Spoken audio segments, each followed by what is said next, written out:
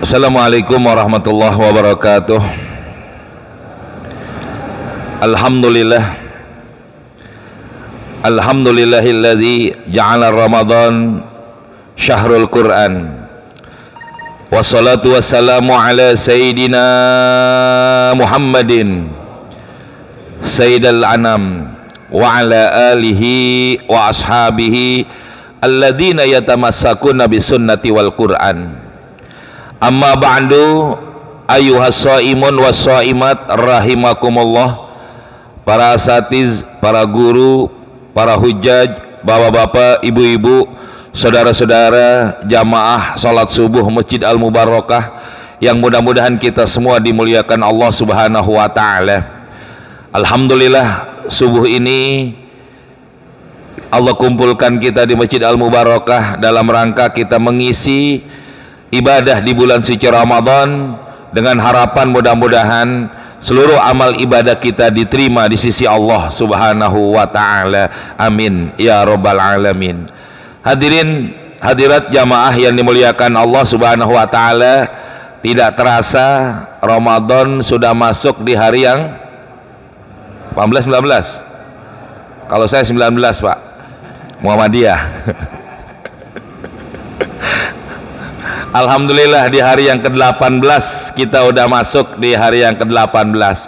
Besar harapan mudah-mudahan seluruh amal ibadah kita selama bulan suci Ramadan, baik puasa kita, taraweh kita, tadarus kita, sodakoh kita, infak kita, iktikaf kita, dan seluruh apapun amal soleh yang telah kita kerjakan selama Ramadan diterima di sisi Allah Subhanahu wa taala dan Allah berikan ganjaran pahala yang sebesar-besarnya. Alhamdulillah, mudah-mudahan tinggal ya nggak ada 2 minggu ke depan kita akan meninggalkan Ramadan. Sisa Ramadan mudah-mudahan Allah panjangkan umur kita, Allah sehatkan badan kita, Allah berikan kita hidayah dan taufiknya yang pada akhirnya kita bisa menyelesaikan ibadah Ramadan dan kita mendapatkan janji Allah dan janji Rasulnya. Amin ya rabbal alamin. Hadirin hadirat jamaah yang dimuliakan Allah Subhanahu wa taala, alhamdulillah malam Ramadan ya, semalam saya ceramah tentang nuzulul Quran. Kemarin juga malam 17 berceramah tentang nuzulul Quran. Memang Al-Quran Allah turunkan di bulan suci Ramadan ya. Dalilnya jelas, syahrul Ramadan alladzi undila fihil Quran. Dengan dalil ini menunjukkan bahwa tidak diragukan lagi bahwa Al-Quran Allah turunkan di bulan Ramadan. Bukan hanya Al-Quran, Pak, Bu, semua kitab suci Allah turunkan di bulan Ramadan. Baik itu Injilnya, Zaburnya, Tauratnya, semua Allah turunkan di bulan Ramadan. Kepastian tanggalnya berapa itu ikhtilaf para ulama. Ada yang mengatakan malam tanggal 17, ada yang mengatakan tanggal 23, ada yang mengatakan bahkan tanggal 11. Ikhtilaf para ulama, pastinya tidak ada yang memastikan tanggal berapa. Tapi dengan dasar dalil Al-Quran, syahrul Ramadan alladzi undila fihil Quran, ini menunjukkan bahwa Al-Quran Allah turunkan di bulan Ramadan. Ini yang menyebabkan kenapa Ramadan istimewa, kenapa Ramadan bisa begitu hebat, kenapa Ramadan bisa dikatakan syahidus syuhur, pemimpinnya bulan di dalam setahun, karena adanya Quran. Allah turunkan Al-Quran, ini yang menyebabkan Ramadan menjadi istimewa. Sebagaimana bulan Rabiul Awal, kenapa istimewa bulan Rabiul Awal? Karena lahirnya baginda kita Nabi besar Muhammad sallallahu alaihi wasallam, itu yang menyebabkan istimewanya. Maka pantas kalau disebut bulan Ramadan adalah syahrul Quran, bulannya Al-Quran. Udah berapa juz, Pak? Udah hatam? Bu? Udah hatam, Bu? Udah berapa juz? Alhamdulillah. Ini jangan sampai kita nih kalah, jangan sampai kita nggak bisa menghatamkan Al-Quran di bulan Ramadan. Kalau istilah orang sekarang ada istilah one day one juz, satu hari satu juz. Kalau orang tua kita dulu ngomongnya apa, Pak, Bu? jangan lewat sehari minimal 1 ain. Kalau anak sekarang nggak ngerti Pak Bu istilah 1 ain.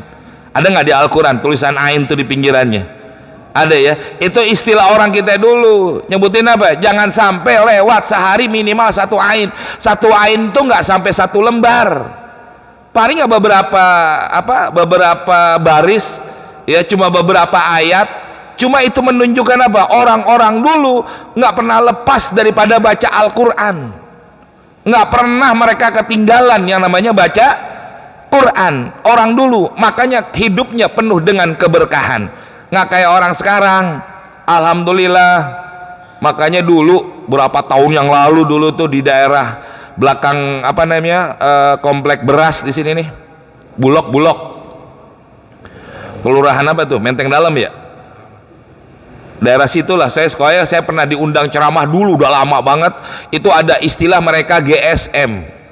Saya kira GSM itu Pak nama kartu, kan kartu handphone namanya GSM juga. Dia bilang bukan itu Ustadz, GSM itu singkatan Gerakan Sadar Mengaji. Nggak tahu Pak ada tahu apa enggak? Saya tahunya itu karena pernah diundang ceramah sama GSM itu. Jadi di situ dulu antara maghrib sama isya nggak boleh ada nyetel TV, semuanya TV harus mati. Kalau ada nyetel TV antara maghrib sampai isya itu didenda oleh orang kelurahan. Begitu dulu ya, nggak tahu beberapa tahun yang lalu sebelum pandemi itu ya, saya diundang kayak begitu jamaah. Kenapa? Karena kalau kita lihat dulu tahun 80-an, kalau tahun 70-an nggak tahu, saya belum lahir Ustaz Agam ya, umur baru 35. Istri yang ini, istri yang lama baru 53, beda lagi ya. Artinya apa jamaah? Kalau kita lihat dulu orang-orang tua kita dulu maghrib sampai isya tuh di rumah-rumah nggak ada yang kedengaran TV. Kedengarannya apa? Quran yang dibaca. Beda jangan orang sekarang maghrib sampai isya yang didengar sinetron, TV. Jangankan anaknya, ibunya begitu juga. Betul Bu? Oh enggak, orang ya lagi di masjid gagak, lagi di rumah Masya Allah. Dan ini nyata buat kita semua. Kenapa? Karena memang inilah salah satu yang menyebabkan keberkahan kita udah mulai berkurang, keberkahan kita udah mulai menipis. Sehingga apa? Kalau kita lihat orang-orang tua kita dulu nggak kerja, nggak seberapa, tapi hebat rezekinya. Mohon maaf Pak Bu, ini masjid yang wakafin orang dulu orang sekarang. Orang dulu, betul. Orang sekarang boro-boro wakafin, nyumbang aja pada ogah. Mohon maaf, tapi itu nyata Pak. Orang dulu nggak seberapa rezekinya, tapi mereka bisa sekolahin anak, bisa cukup buat itu ini, sholatnya nggak pernah ditinggalin berjamaah, Al-Quran nggak pernah dilewatin dalam sehari, berkah hidupnya gara-gara seperti itu. Orang sekarang kan udah banyak ninggalin masjid, ninggalin Quran, sehingga apa? Rezeki yang dia punya, penghasilan yang dia dapat udah mulai berkurang daripada keberkahannya. Sebabnya apa? Itu tadi, Quran udah ditinggalin, sholat jamaah juga udah ditinggalin. Ini yang menyebabkan keberkahan mereka sudah mulai berkurang. Duit banyak, duit ada, tapi buat sedekah berat, susah. Coba liatin tadi tuh loket yang masuk, loket yang lewat tadi, loket apa kantong? Kantong ada nggak yang merah? Ada nggak yang merah? Ada nggak Pak? Mana? Lu buka di depan kalau ada yang merah gue bayarin kan kayak begitu hadirin jamaah. Nyata kok, berat. Orang dulu nggak sayang buat dia sedekah, orang dulu nggak sayang buat dia berinfak dan lain sebagainya. Apalagi di bulan Ramadan kayak begini, ada acara buka puasa. Ya Allah, kalau orang bilang kita ngajak orang berbuka puasa di rumah nggak sanggup, biayanya berat. Nah kita taruh aja duit kita di Masjid Al-Mubarakah. Berapa kayak kita taruh, insya Allah berapa banyak orang yang berbuka di Masjid Al-Mubarakah, maka kita dapat pahalanya sebanyak itu. Dan itu yang kata Nabi, arba'atun nafarin, ada 4 macam orang yang dirindukan oleh sorga. Salah satunya adalah memberikan makan kepada orang yang berbuka puasa. Masya Allah. Kalau nggak sanggup Pak Bu, minimal air mineral lah. Jangan aqua kemahalan. Oasis. Berapa duit Oasis kardus? 20.000. 18, baru 18.000. Kalau kita malu bawa 18.000 ke Masjid Al Mubarakah, bawa aja satu kardus Oasis, pahalanya berapa banyak yang kita dapat. Itulah keberkahan-keberkahan. Makanya orang-orang tua kita dulu berkahnya, kenapa? Dia mau selalu membaca Al-Quran. Yang kedua, dia tidak pernah meninggalkan sholat berjamaah. Ini berkahnya daripada qiraatul Quran.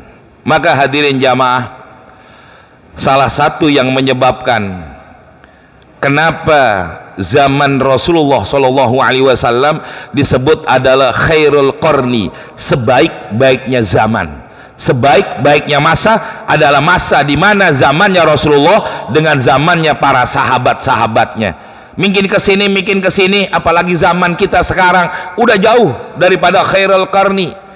Sampai pada zaman Rasulullah bisa menguasai Jazirah Arab. Bukan Jazirah Arab doang yang dikuasai, seluruh dunia bisa dikuasai. Coba lihat ya, Islam bisa menguasai orang kafir walaupun pada saat itu mayoritas, tapi dengan keberadaan Rasulullah dengan para sahabatnya, mereka bisa menguasai dan bisa mengalahkan mereka. Apa penyebabnya? Satu penyebabnya karena Rasulullah dan para sahabat segala sesuatu aspek kehidupannya kembali kepada Al-Quran. Apapun, baik hukum negara, apalagi hukum agama, mereka semua kembali kepada Al-Quran, kembali kepada Al-Quran. Ya, mereka menjadi patokan, menjadi ukuran, yang menjadi barometer buat mereka adalah Al-Quran. Beda dengan kita sekarang. Kita sekarang Al-Quran kita tinggalin, nggak menjadi ukuran buat standar kehidupan kita. Sedangkan Allah sendiri sudah mengatakan Al-Quran itu apa? Hudal linnasi wa bayyinati minal huda. Al-Quran itu adalah petunjuk buat kita semuanya. Di sini jadi kunci jamaah. Makanya kalau kita lihat juga bahwa pernah saya sampaikan juga di sini jamaah, lagi pengajian pernah saya sampaikan, ini kejadiannya kan tahun 97 waktu saya masih tinggal di Madinah. Pada waktu itu jamaah, pelajar-pelajar Timur Tengah kebanyakan, enggak semuanya tapi kebanyakan mereka kalau lagi pergi haji itu mampir di Madinah di tempat saya belajar. Karena memang satu, enak, makan gratis, tempat gratis, pas musim haji mau ke Mekah dikasih duit. Ya, di tempat saya tinggal. Cerita singkat jamaah, ada dua mahasiswa, itu mereka adalah orang Amerika, diutus belajar ke salah satu kampus yang ada di Timur Tengah. Saya nggak sebutin namanya, kalau sebutin tahu semua. Mereka belajar ke situ tujuannya buat apa? Buat mendalami Islam. Mendalami Islam tujuannya bukan pengen ngerti Islam, tapi mereka mencari kelemahan Islam. Buat apa? Buat menghantam Islam, buat menghancurkan Islam dari Islam itu sendiri. Pada akhirnya apa cerita singkatnya? Ini dua mahasiswa nggak nemuin kelemahan Islam, nggak menemukan celah buat njelekin Islam. Yang akhirnya apa? Dua mahasiswa ini masuk agama Islam. Lantas pada saat itu dia cerita, Pak Bu, sama saya. Apa salah satu cirinya? Artinya dia bahwa kami, kata mereka ini, dulu kami meneliti sebagaimana penelitian ini pernah dilakukan oleh Abu Jahal, Abu Lahab. Coba lihat, Abu Lahab, Abu Jahal pada saat itu mereka kaget. Kok kenapa nih orang-orang kafir Quraisy banyak yang masuk Islam, sedangkan dakwahnya Nabi diam-diam. Dakwahnya Nabi nggak terang-terangan, nggak kayak kita begini. Nabi kan dakwahnya dari rumah ke rumah. Tapi kok banyak orang-orang kafir Quraisy yang masuk Islam?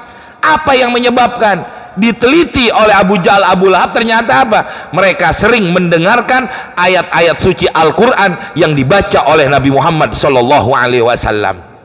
Yang akhirnya gimana?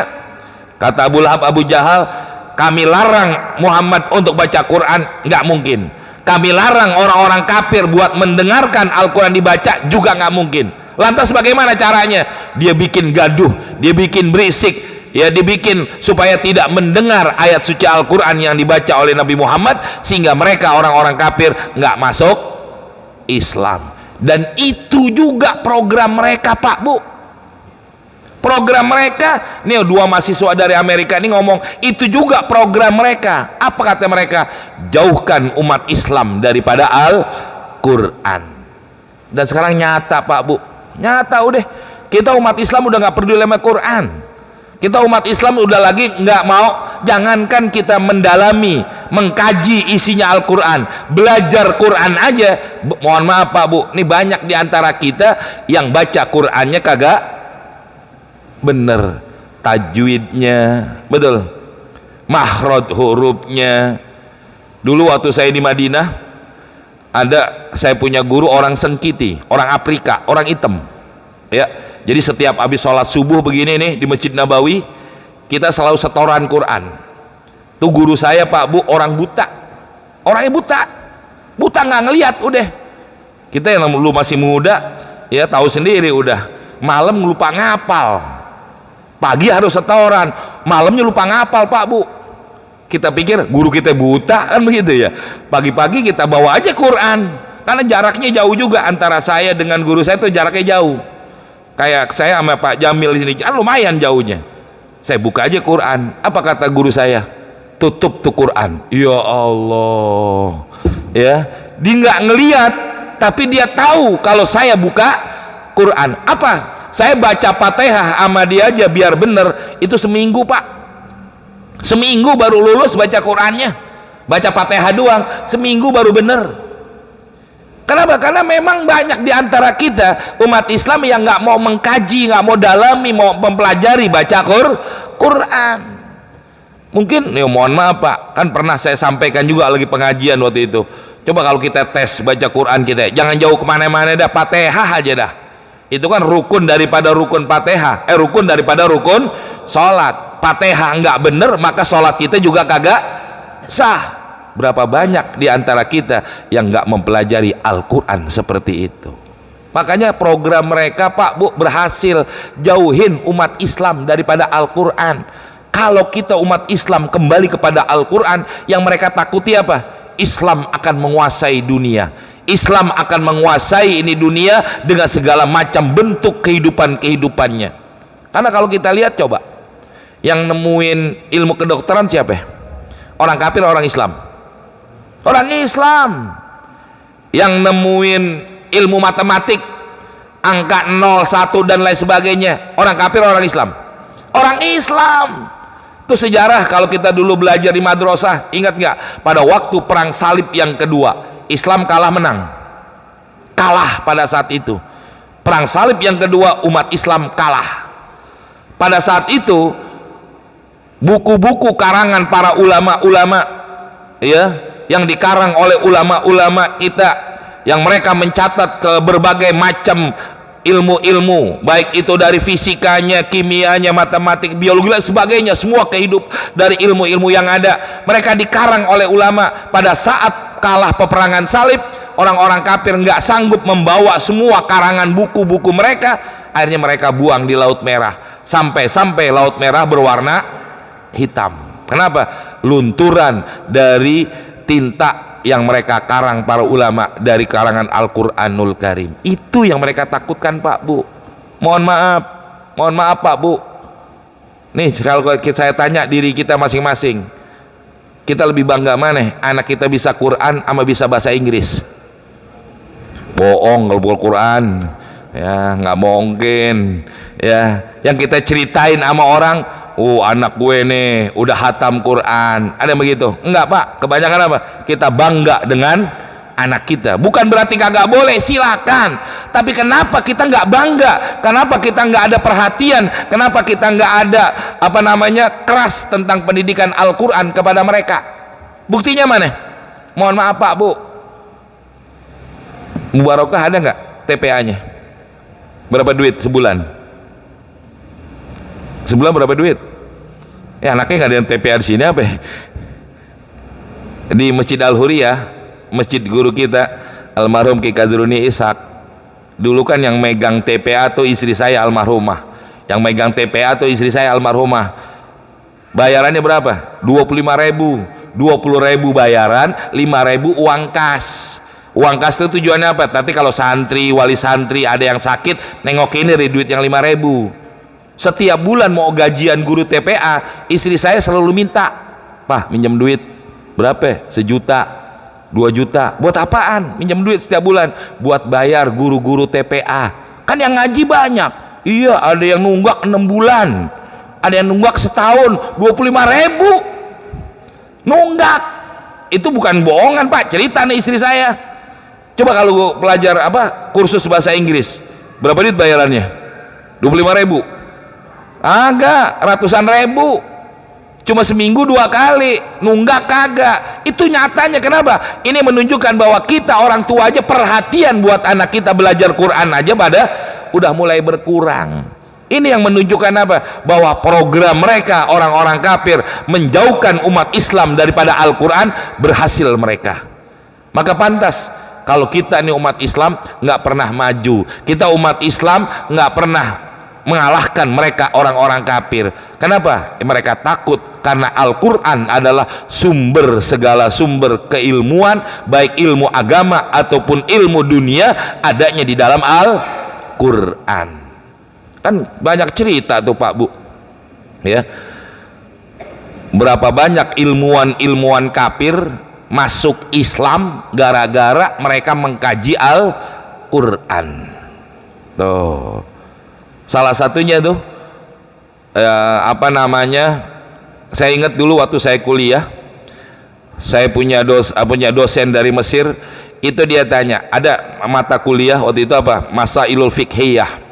Ditanya oleh dosen, kenapa dalam Islam itu perempuan ada yang namanya masa iddah setelah bercerai kepada suaminya?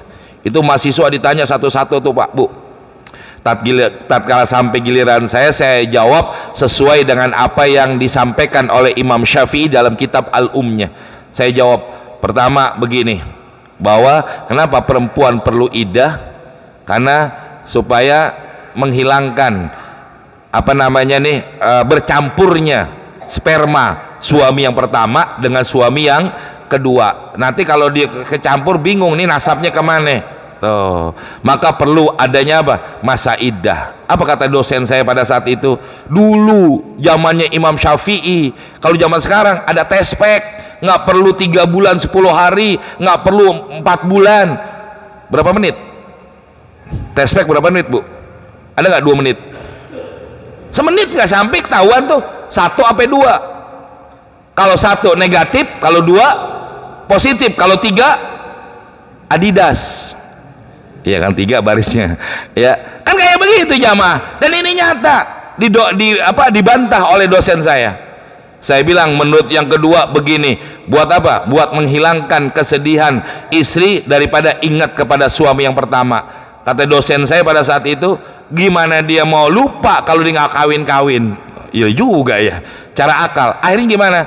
Diteliti oleh ilmuwan Jerman, kenapa kok harus 3 bulan 10 hari itu terjadinya masa iddah? Ternyata Pak Bu, sperma itu akan hidup di dalam rahim opum seorang perempuan, itu bisa berkembang batasnya sampai 3 bulan 10 hari. Kalau lewat dari 3 bulan 10 hari maka sperma itu akan mati. Maka ini ilmuwan dari Jerman masuk Islam gara-gara Al-Quran. Tuh hebatnya. Maka disinilah pantas kalau kita dijauhi oleh mereka, karena mereka khawatir kalau kita kembali kepada Al-Quran. Maka pantas sekarang kita umat Islam boro-boro mengkaji, mempelajari, ya, cara baca Al-Quran aja banyak diantara kita umat Islam yang belum pada benar makhrajnya, ya, tajwidnya dan lain-lain sebagainya. Ini yang merusak daripada bacaan-bacaan Al-Quran kita. Hadirin jamaah yang dimuliakan Allah Subhanahu wa taala, maka buat kita nih Ramadan adalah bulan Quran, maka kembali kepada Al-Quran. Jangan kita tinggalin tuh Al-Quran. Minimal anak-anak kita nih suruh belajar mereka Al-Quran, baca mereka Al-Quran mau bagaimanapun. Ya kenapa? Karena Al-Quran ini yang akan menyelamatkan kita Pak Bu. Ini salah satu yang menyebabkan Nabi Musa iri kepada kita umatnya Nabi Muhammad. Sampai Nabi Musa sendiri berkata, ya Allah, jadikanlah aku umatnya Nabi Muhammad sallallahu alaihi wasallam, seorang nabi, seorang rasul yang punya julukan ulul azmi. Dia pengen menjadi umatnya Nabi Muhammad. Kenapa? Karena Allah pernah berfirman kepada Nabi Musa, ya Musa, inni ataitu ummata Muhammadin nuraini kaila yadurruhum fi zulmatan. Kata Allah kepada Nabi Musa, aku berikan dua cahaya kepada umatnya Nabi Muhammad, likaila yadurruhum fi zulmatan, supaya umatnya Nabi Muhammad tidak akan tersesat di dalam dua kegelapan. Ini arti kegelapan dua ini semua siapapun manusianya akan ngalamin. Lantas Nabi Musa bertanya, wa ma nuran wa ma zulmatan ya Allah. Allah menjawab, amman nuran, dua cahaya itu, yang pertama adalah nurur Ramadan, cahaya bulan Ramadan. Nih, kita lagi ada di bulan Ramadan. Kalau pengen dapat cahaya Ramadan, maka hidupkan Ramadan. Dengan apa? Bukan hanya puasa, termasuk apa ya? Tarawehnya Pak Bu, tarawehnya nih. Ini banyak orang kita yang udah pada ninggalin masjid. Betul. Semalam berapa rakaat? Berapa baris? Tiga baris. Waktu malam pertama gimana? Itu pada kemana sisanya? Pada mati.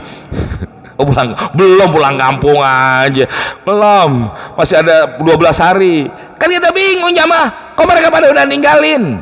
Ini yang menyebabkan mereka nggak menghidupkan Ramadan. Salah satu yang menghidupkan Ramadan apa? Sholat taraweh berjamaah.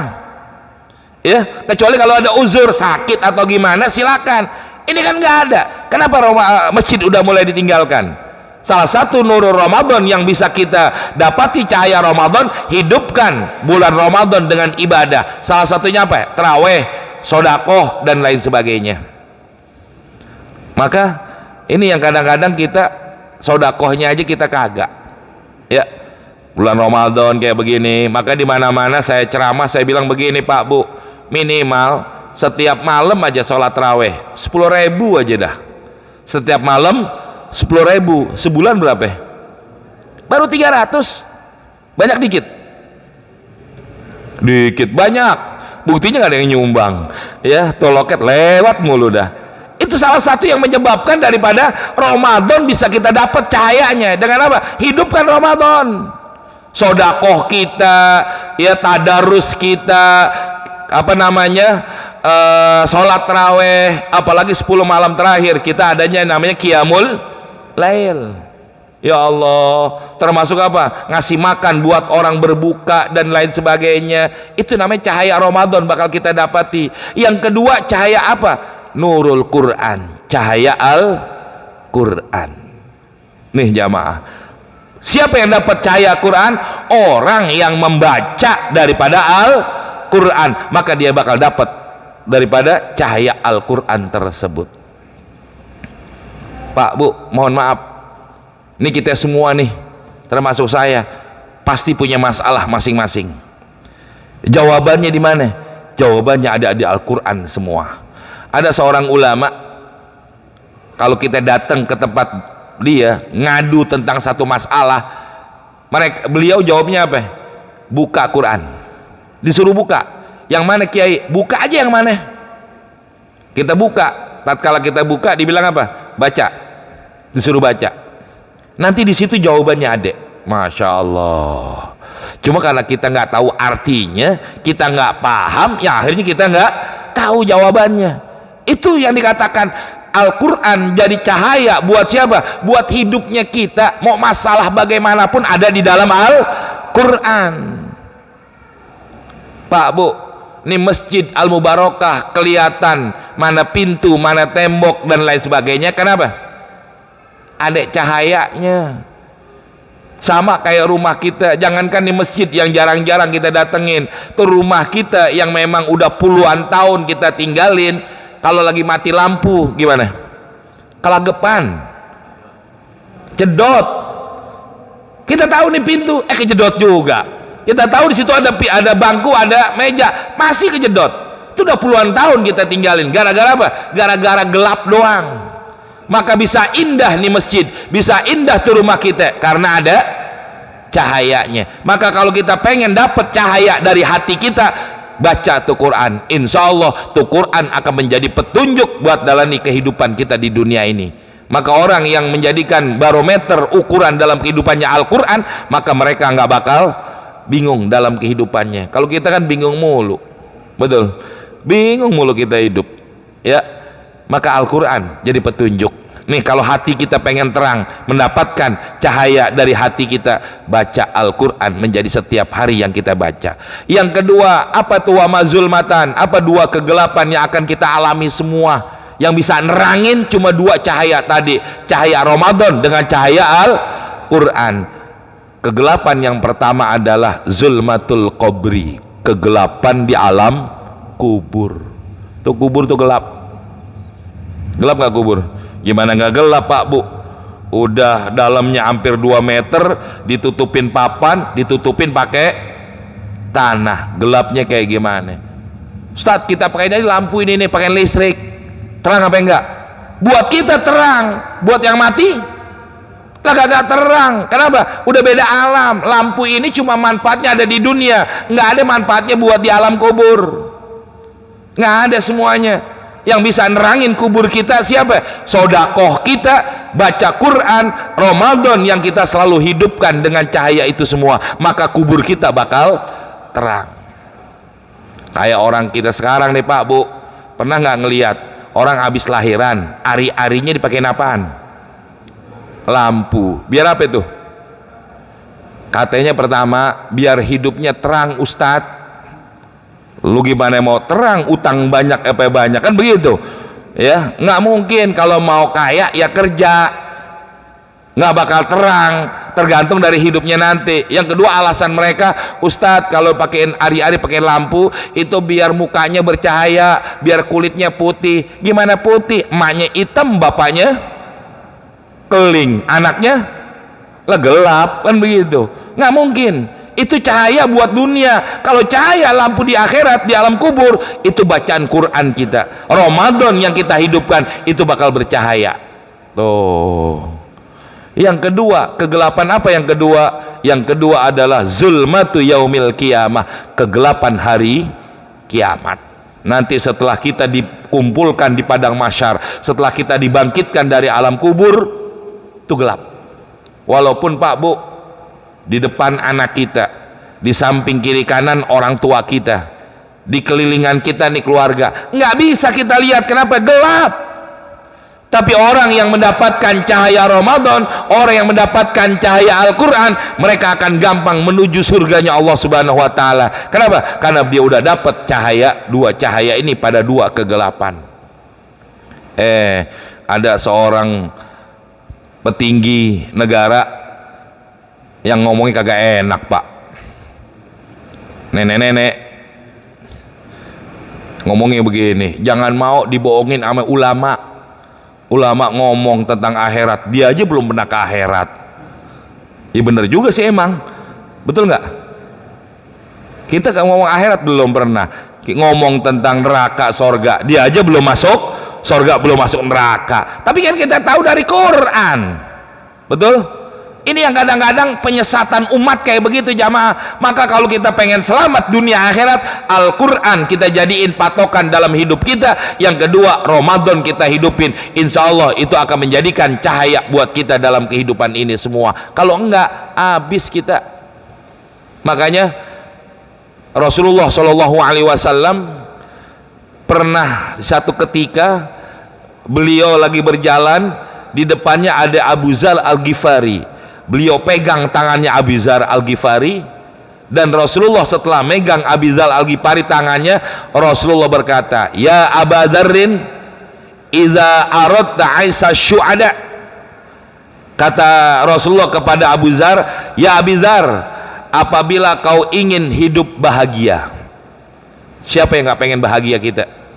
Kita nyari duit aja pengen bahagia. Mohon maaf Pak, kebahagiaan itu nggak bisa diukur dengan harta. Kebahagiaan itu, ini kemarin Pak, saya buka puasa dengan Kabar Reskrim di Mabes Polri. Kemarin saya buka puasa bersama dengan beliau. Ini saya sampaikan, Ukuran kebahagiaan bukan karena harta, ukuran kebahagiaan bukan karena jabatan, pangkat dan kedudukan. Saya sampaikan di Mabes Polri ya, dengan Kabar Reskrim itu saya sampaikan begitu. Kalau ukuran bahagia orang dengan harta, maka orang kaya nggak bakal bingung. Betul? Itu buktinya. Bupati mana tuh yang baru ditangkap? Pekalongan, duitnya banyak nggak? Kan duitnya banyak. Tapi kenapa dia masih korupsi? Bingung dengan duitnya. Ya. Ini cerita istri saya nih, memang itu temen saya dulu tuh, kata istri saya ini yang sekarang nih bilang itu temen tuh ya, pernah waktu itu sama-sama di salah satu anggota dewan ya, dia bilang begitu. Artinya apa jamaah? Orang kaya belum tentu, harta belum tentu menjadi bahagia, jabatan pangkat belum tentu menjadikan bahagia. Tapi kalau kata Rasulullah, idza aradta aisha syuhada, kalau kau pengen hidup bahagia, satu. Yang kedua kata Nabi, wa mautus syuhada, kalau kau ingin mati syahid. Mati syahid kan langsung masuk sorga, nggak pakai dihisap, nggak pakai diminta perhitungan jawab peramalannya. Kalau kau pengen mati syahid. Yang ketiga apa? Kalau kau pengen mendapatkan naungan pada hari di mana waktu matahari sejengkal di atas kepala kita nanti di yaumil kiamah, bagaimana rasanya tuh matahari sejengkal di atas kepala kita ya. Sekarang aja jarak yang ribuan meter bahkan milan, itu rasanya panasnya seperti apa, apalagi sejengkal di atas kepala kita. Tiga. Yang keempat apa? Kalau kau ingin selamat dari dunia sampai akhirat. Yang ketiga, yang keempat, yang kelima, apa kata Nabi? Kalau kau pengen mendapatkan petunjuk dalam hidupmu, apa kata Nabi?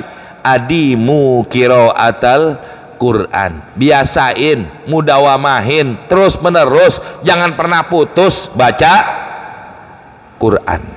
Makanya pantas orang tua kita dulu kenapa berkah, kenapa hidupnya tenang, kenapa dia bisa melakukan kebaikan apapun, karena mereka setiap hari nggak pernah lepas baca Quran.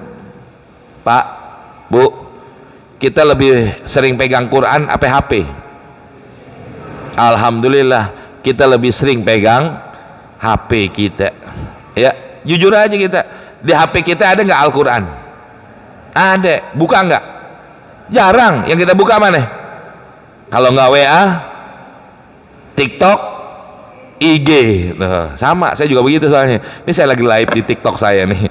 Ya, saya lagi live di TikTok. Artinya apa jamaah? Ini yang menyebabkan kita nih Al-Quran udah kita tinggalin, maka kita pengen hidup bahagia, kita mati-matian kerja keras banting tulang. Ya, nggak tahu siang, nggak tahu malam, nggak tahu hujan, nggak tahu panas, orang nyari duit dan lain sebagainya, belum tentu dia bahagia. Baca Quran aja kagak. Itu Nabi sendiri yang mengatakan, kalau kau pengen hidup bahagia, biasain, jangan pernah lepas baca Quran. Coba dah sekarang kita kembali seperti apa yang diajarkan oleh orang-orang tua kita dulu. Orang tua kita dulu kan begitu, setiap maghrib nih ya, saya ingat waktu masih saya kecil tuh, orang tua saya tegur, udah baca Quran belum? Oh, itu yang ditegur, udah baca Quran belum? Hampir begitu setiap hari.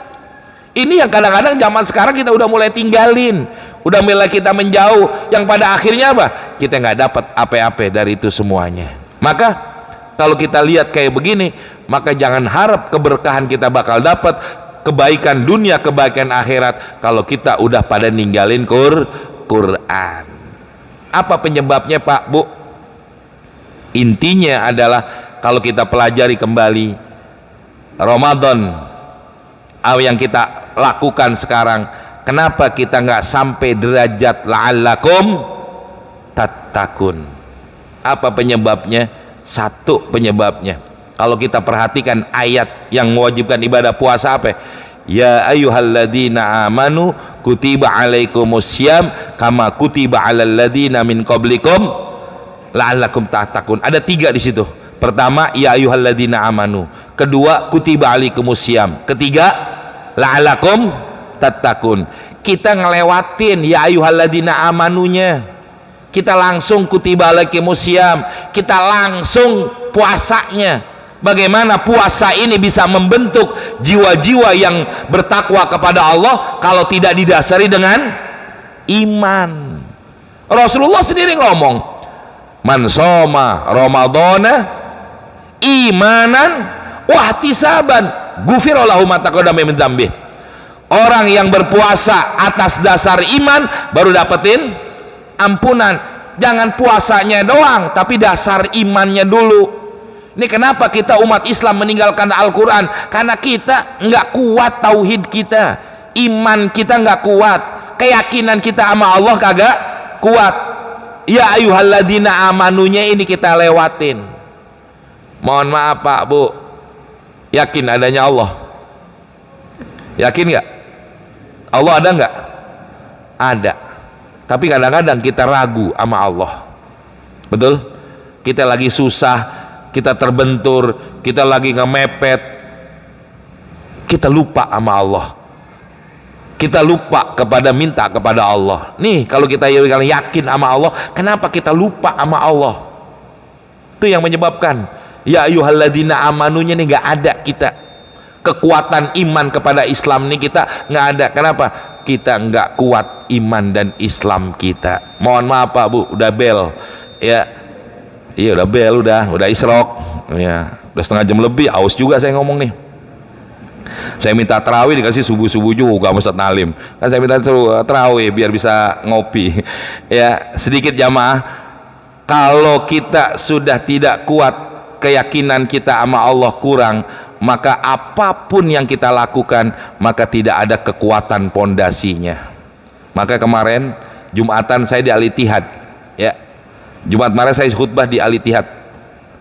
Itu ada satu ustadz, nggak tahu saya nggak kenal ya, dia nemuin saya, Ustadz gimana menurut antum orang belajar dengan Wahabi, orang belajar sama orang-orang begitulah gitu, maksudnya yang beda dengan kita, boleh nggak kita belajar? Saya bilang boleh-boleh aja, yang namanya belajar, yang penting tauhid kita kuat dulu, keyakinan kita kuat. Dimanapun kekuatan iman dan Islam kita udah kuat, ahli sunnah wal jamaahnya, mau belajar dimanapun kita bakal kuat, nggak bakal terbawa dengan arus mereka. Kenapa? Pondasinya udah kuat. Nah ini nih, kita sekarang pondasi tauhid kita lemah. Maka terakhir, bagaimana cara menguatkan tauhid kita?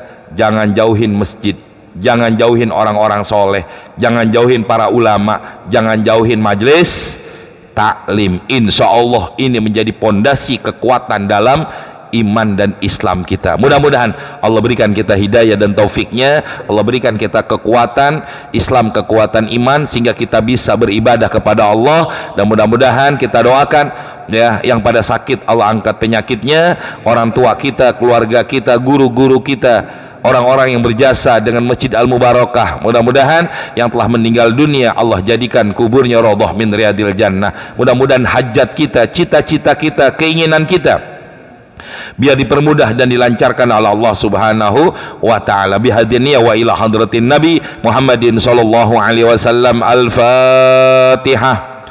A'udzu billahi minasyaitonir rajim. Bismillahirrahmanirrahim. Alhamdulillahirabbil alamin arrahmanir rahim maliki yaumiddin. Iyyaka na'budu wa iyyaka nasta'in ihdinas siratal mustaqim siratal ladzina an'amta 'alaihim ghairil maghdubi 'alaihim waladdallin. Amin. Bismillahirrahmanirrahim.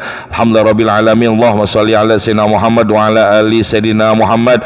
Allahumma farikal furqan wa mundilal Qur'an bil hikmati wal bayan. Barikillahumma lana fi syahri Ramadan. Barikillahumma lana fi syahri Ramadan. Barikillahumma lana fi syahri Ramadan. Rabbana atina fid dunya hasanah wa bil akhirati hasanah wa qina adzabannar. Wa sallallahu ala sayyidina Muhammadin wa alihi washabihi wasallam. Walhamdulillahi rabbil alamin. Assalamualaikum warahmatullahi wabarakatuh.